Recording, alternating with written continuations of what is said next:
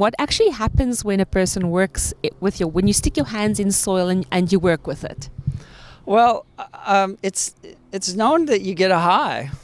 So, I mean, I find myself down gardening for hours at a time. Now I know why. Awesome. I'll be sure to try that out. Now, you're holding a whole lot of nice things there.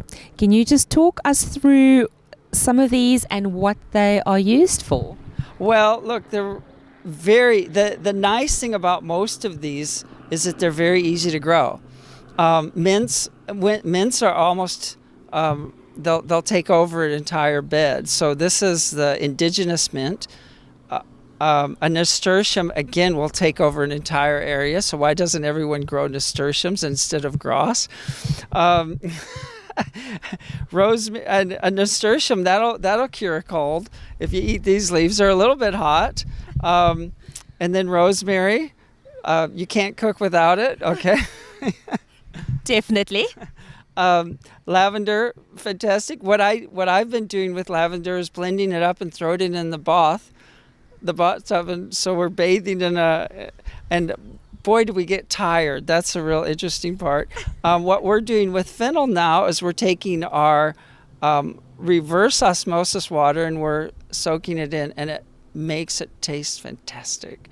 So this is a great way to get your any water to taste fantastic, and it gives it a little bit of a different feeling too. I think the plants actually change the structure of the water. That's very interesting. And these also absolutely smell amazing. I mean, yeah.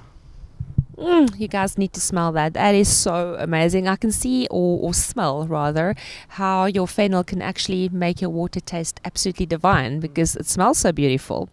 And I'm holding here a couple of sticks of celery.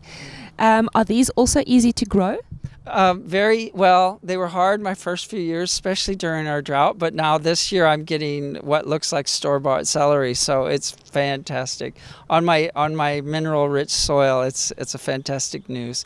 The nice thing about most of these, they are herbs, but they're also perennials, meaning they grow year after year after year. And the advantage of growing a perennial is you have to do less work and it sits there and does the work for you. It's also harboring beneficial life in its root systems.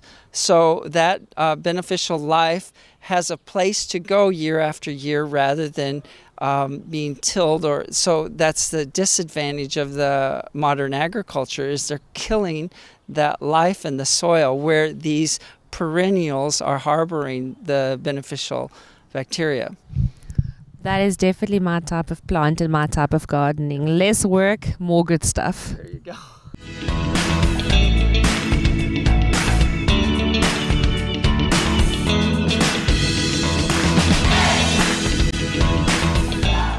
So Krag, just tell me quickly, how does farming your own food and herbs actually tie into your ketogenic diet? Well, okay, so it started out, I was diabetic, meaning high blood sugar, okay? And so the first question you have to ask yourself is, when's the last time you heard of anyone dying by eating vegetables? So vegetables can only help you. There are a few dangerous ones for people that have high blood sugar, and that's potatoes and possibly butternut or some of the other squashes. But generally, you're very safe eating vegetables. Now, of late, there's been a huge switch over to banting low carb, high fat, or ketogenesis, where you actually see the body first always will burn a carbohydrate, and then as a second resource they'll burn a fat. Well, most people's fat burning capacities have never been used. Nobody's going into ketogenesis, which is just shocking, and I only learned this recently. And so what you get out of your vegetable garden is a very low blood sugar, high mineral diet. So what a hero lately, his name is Will Cole, he has brought in for vegetarians and vegans another way to approach this, where you can bring a plant-based diet into the low carb, high fat. So, and that's working very well. Now, on our coastal climate, we cannot, it's very difficult to grow big vegetables like they can grow inland. So what I've done now is I've started making a vegetable broth out of all of the greens that we're able to grow. So we can just grow lettuce like crazy. All these kales, all the brassicas, we can grow here nicely. And then the celery also. And so I'm making incredible broth now.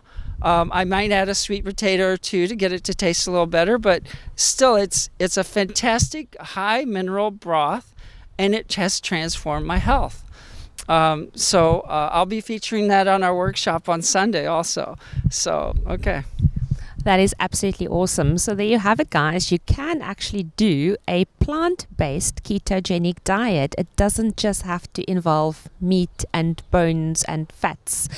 Now, just for interest's sake, in terms of your fats, what fats do you actually add to your broth, to your food, to do the high fat? Okay, so we're eating nuts.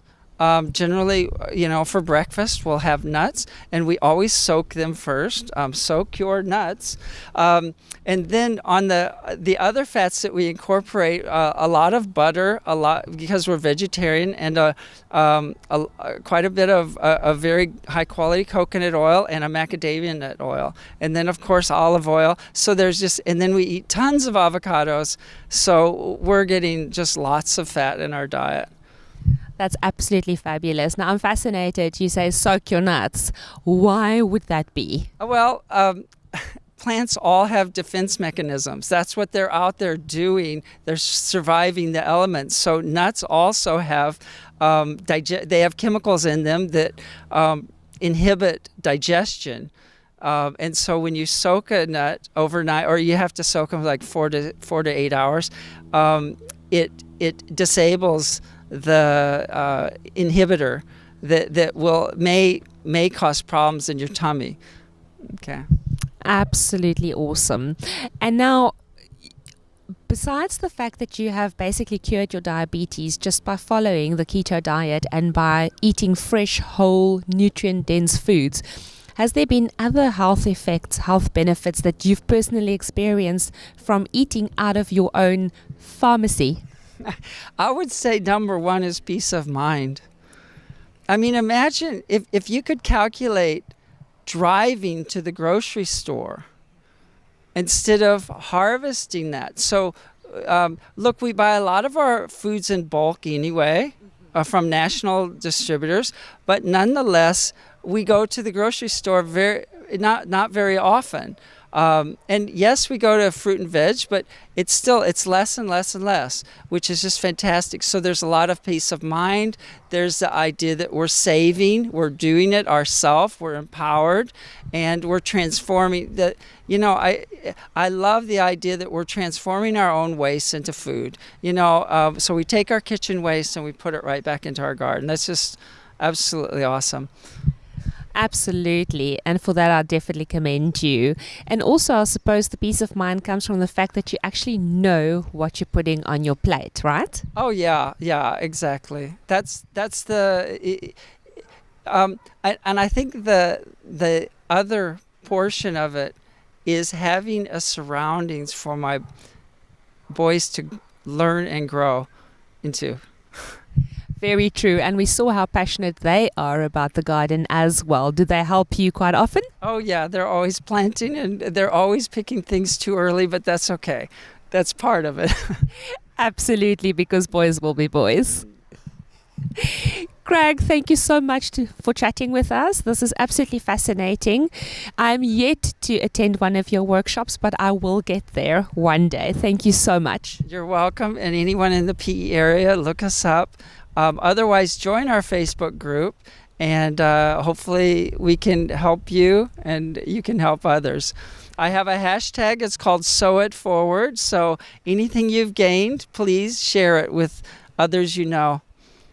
I love that. Sow it forward. And then can you just tell us again the Facebook page? Facebook page is Port Elizabeth Permaculture Group, and another one that I'm admin is Caring for Public Land in PE, where we're trying to put permaculture principles and practices into conservation.